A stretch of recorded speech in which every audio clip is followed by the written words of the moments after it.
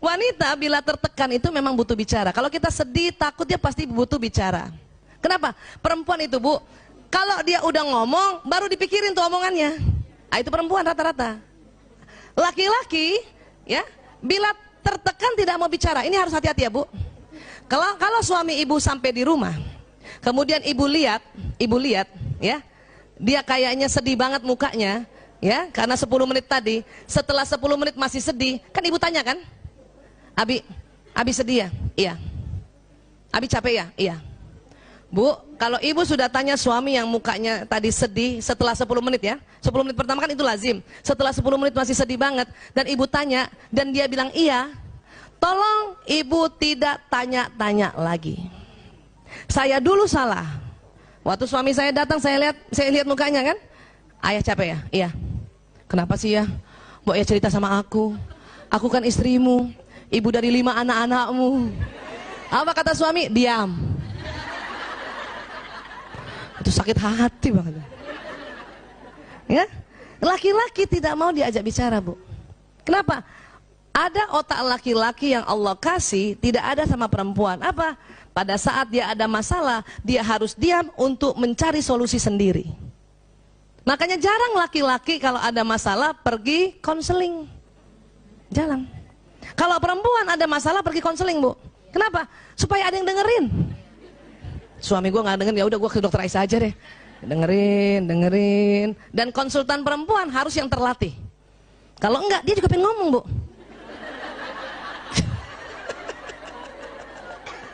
Pasiennya perempuan, udah cerita, dia juga pengen cerita. Makanya konsultan perempuan itu, psikolog perempuan atau dokter konselor perempuan ya, itu harus terlatih untuk dengar. Sudah selesai semua, tinggal memetakan. Ya, laki-laki enggak. Dan ingat, laki-laki mau cerita sama istrinya kalau masalahnya ini sudah ada alternatif solusi. Jadi ibu tenang aja, nanti dia cerita kok. Termasuk anak kita kalau datang. Ya, sayang, kok kayaknya marah ya? Iya bun, Mbok ya cerita sama bunda. Bunda kan ibumu yang melahirkanmu. Sebetulnya anak laki mau bilang diam, tapi takut durhaka. Enggak kayak bapaknya, langsung diam. Paham ya Bu? Ya, biarin. Jadi gimana Bu Aisyah? Bilang sama suami, ayah capek banget ya? Iya. Ini minum, ini makanan. Ya, kalau mau ngobrol panggil aku ya. Ah gitu. Gitu, udah kita jauh-jauh dikit. Biasanya sambil nonton TV tuh. Mukanya gitu. Ya. Anak juga begitu, anak laki-laki. Ya, kakak capek ya? Iya bun. Ya udah ini makan, ini minum. Kalau mau cerita kapan-kapan panggil bunda ya. Belum tentu hari itu dia mau cerita bun. Bisa jadi minggu depan. Ya. Kenapa? Laki-laki mau cerita sama perempuan, masalahnya dia cerita, tapi dia sudah ada alternatif solusi. Supaya apa? Laki-laki ingin dianggap sebagai pahlawan. Bun, ada PHK di kantor aku. Oh ya gitu ya. Terus apa kebijakan ayah? Ah tanya gitu. Ya, ya aku sih sebenarnya susah banget ya ambil keputusannya, saya mutasi aja. Oh gitu. Insya Allah kebijakannya Abi ya itu manfaat cia gitu dong. Ya, nah itu. Jangan kita suami cerita, bun, ya di kantor ada pemecatan PHK. Terus kita diam aja. Oh, itu nggak suka laki-laki. Walaupun kalau kita ngomong dia begitu. Tetapi kalau dia yang lagi cerita, kita harus tanggapi dengan berapi-api dan lihatlah dia sebagai seorang pahlawan. Bisa Bu? Coba latihan di kacanya berbinar-binar ya.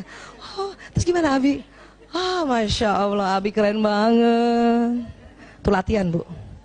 Kenapa? Karena laki-laki ingin selalu dikagumi. Ya, ingin selalu dikagumi. Oke? Nih tadi saya bilang kan, perempuan kalau curhat hanya ingin disimak. Ingat laki-laki ya kalau mendengar curhat selalu menawarkan solusi. Ibu, pada saat ibu curhat dan suami ngasih solusi, karena ibu yang sudah belajar duluan, langsung bilang, ya Allah dia mencintaiku sehingga curhatku dia kasih solusi. Walaupun ibu gemes banget kan, bukan mau solusi, ibu cuma mau kamu denger aja gitu. Ayah, aku capek banget setiap hari nganter anak-anak sekolah naik motor. Kata suami apa biasanya? Ya udah naik ojek aja kan gitu kan? Itu solusi bukan? Tapi karena istri bukan mau solusi, waktu disuruh kasih solusi ojek marah. ojek sekarang nggak bisa dipercaya, Abi. Ya udah kalau gitu panggil supir, apalagi supir. Wah. Terus kata suami apa? Lo katanya capek. Ya. Sebetulnya perempuan hanya ingin didengar, dan kalimat yang paling senangi perempuan apa? Umi kasihannya capek banget. Ciela, ya Allah. Bu, saat itu juga nggak jadi capek. Betul. Suami saya udah paham tuh, kalau saya ngeluh apa-apa, kasihan kamu capek, istirahat aja. Ciela. Padahal maksud dia, udah diam nggak usah ngomong. Tapi kalimatnya sudah belajar dia. Kalau dulu astagfirullahaladzim, ngasih solusi berantem. Suatu ketika saya makan bakmi ayam sama suami, itu saya bilang, ya Allah kalau bakmi ayam gini kurang nendang ya. Dia kasih solusi, ya udah yuk kita makan nasi goreng lagi. Ya. Itu solusi. Paham? Dan suami saya juga sudah pintar sekarang, Masya Allah. Kalau saya curhat, setelah dia dengar curhat, apa dia bilang sama saya? Ibu, mau pakai solusi apa enggak? Itu kayak nanya mau pakai bawang goreng apa enggak. Kenapa? Kata suami saya, daripada gue berantem, muter-muter, debat kusir gara-gara ini. Paham ya? Nah itu tadi. Jadi gimana? Kalau gitu dari awal ibu bilang sama suami, Abi, ayah, ya, Mas, aku mau cerita aja ya. Oke, dia akan dengar. Kenapa? Karena laki-laki merasa kalau perempuan sedang ngobrol, dia harus carikan solusi. Itu dia capek juga, Bu. Tapi kalau dari awal kita bilang, dengar saja ya, aku cuma mau cerita, dia udah tenang. Oh, bukan solusi. Ya, dia selalu dengar, suami selalu ingin dianggap sebagai pahlawan. Itu harus diingat. Ya. Kenapa suami ingin dianggap pahlawan? Ini Bu, ini otak dibelah ya. Ada yang merah-merah ini. Coba pegang dulu dahinya Bu. Nah, di dalam situ Bu, ini kayak ibu pegang dahi itu yang ini nih, ini ya, depan sini ya. Nah, agak ke dalamnya itu ada segitiga. Ini saya kasih warna merah, aslinya bukan warna merah ya. Namanya hipotalamus. Hipotalamus. Apa Bu? Hipotalamus. Ternyata Allah ciptakan hipotalamus laki-laki 2,5 kali lebih lebar dari perempuan. Ini. Ya. Jadi lebih besar siapa Bu? Laki-laki. Berapa besarnya Bu? 2,5 kali. Ini supaya kita hafal terus ya, diulang-ulang ya. Apa fungsi hipotalamus? Sebetulnya banyak ya. Tetapi untuk laki-laki ya dan perempuan ini, hipotalamus ini pertama, pusat menjaga keamanan Bu. Berarti laki-laki lebih jago jaga keamanan bukan? Iya. Itu makanya dia juga selalu ingin dilihat sebagai pahlawan. Ini harus kita ciptakan Bu. Bu Aisyah, tapi kan kita pura-pura. Enggak pura-pura Bu. Kita harus create, kita harus memang buat suasana seperti itu. Bukan pura-pura. Itulah amal ibadah kita sebagai seorang istri. Ya. Banyak suami-suami lagi ngobrol sama temennya, cerita tentang kehebatannya, kita ngomong apa dalam hati? Bohong. Apalagi kalau temennya lihat kan, itu bahaya banget Bu. Ya. Biarin, kalau suami cerita walaupun dia sesungguhnya, ya, dia bukan berbohong, dia sedang negosiasi. Ya, kalau ada temennya tanya, ya, kamu punya chat nggak? Punya, walaupun nggak punya tuh, itu negosiasi. Kita juga harusnya mendukung. Ya betul, insya Allah ada punya. Jangan.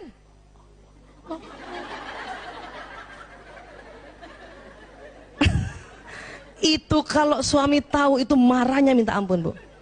Ya Allah, karena kita menjatuhkan, nggak mau dia. Itu yang bikin setiap hari akhirnya apa? Dia dendam sama kita. Sehingga dia mencari perempuan yang menganggap dia seorang pahlawan. Wah Allah, ya, paham ya Bu? Ini pusat. Kemudian apa lagi?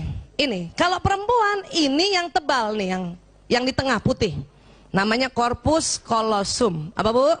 Corpus callosum. Lagi sekali lagi, corpus callosum. Yang mana sih Bu Aisyah? Itu otak di tengah Bu, bagian tengah tuh, putih. Nah, perempuan lebih tebal. Perempuan lebih tebal. Karena lebih tebal 30%, maka perempuan bisa mengerjakan lebih dari satu pekerjaan berbeda dalam satu waktu. Ibu sering gitu kan? Masak, suapin anak, balas WA, kakinya ngempel sambil balas WA.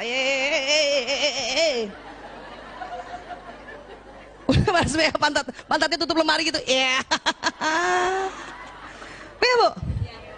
Siapa ibu pernah kalau punya wastafel di kamar mandi, ibu sikat gigi kan? lihat jendela berembun kan? Itu sambil ngilap ya. Kadang kaki ngambil baju kotor yang jatuh.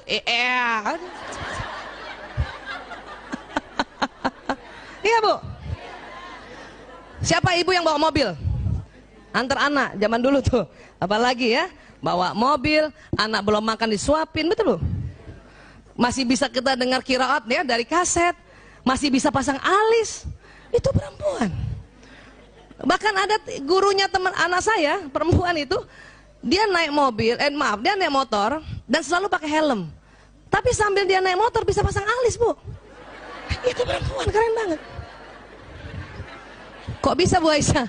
Enggak, dia tahu dari rumahnya ke tempat dia kerja melewati 4 lampu merah. Jadi lampu merah pertama kan, lampu merah ada angkanya kan? Jadi kita udah tahu kan? 30, 31 kan gitu. Dia buka helm, pasang sebelah. Kadang baru setengah yang sebelah, udah, ya Allah, udah. Tutup helmnya dia. Apa? Dia perkirakan lagi lampu merah kedua. Ya. Lampu merah kedua ternyata hijau.